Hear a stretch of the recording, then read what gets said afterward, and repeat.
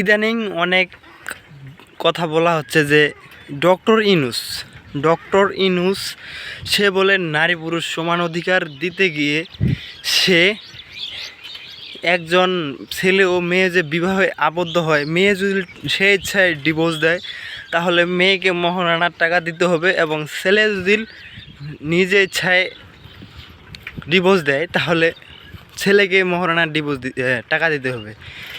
সেই পক্ষে আমার কাছে মনে হয় যে এটি অনেক ভালো হয়েছে। ঢাকা শহরে অনেক মেয়ে অনেক ছেলেকে ডিভোর্স দিয়ে আরেকটা স্বামী ধরে। আমার পক্ষে এটা একদম ঠিক হয়েছে।